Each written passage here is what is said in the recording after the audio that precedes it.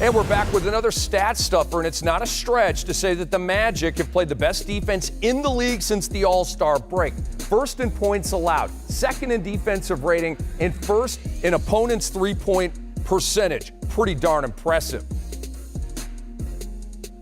And we've got questions for Orlando Magic head coach Steve Clifford. Coach, thanks so much for joining us here in advance of a big game. What has been, to you, the key to the improved defense that we just talked about?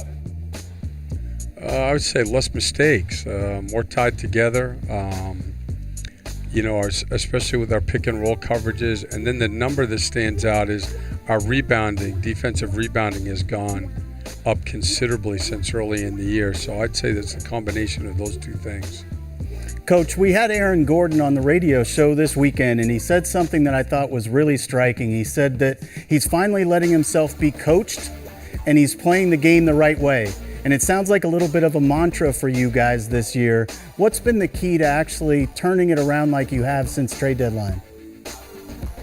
Well, we've been more balanced. We've played better offensively. I think since the middle of January, we've been top 3 in defense, and I believe we've been top maybe 16 or 17 in offense.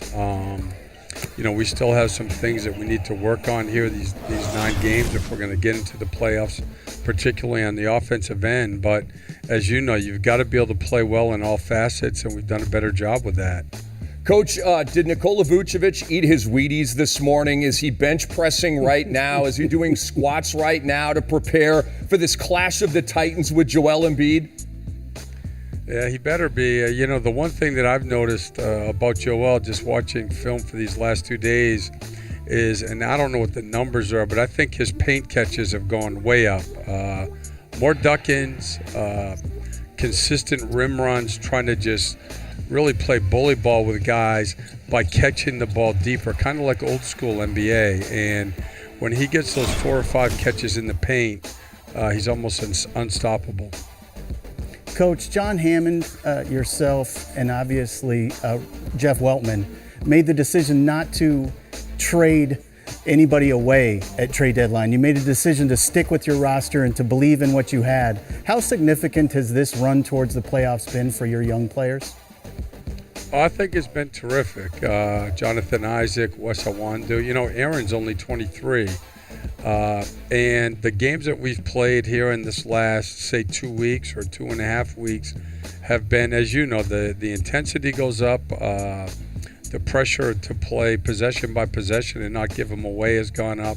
And I think it's been a great learning experience for our younger guys.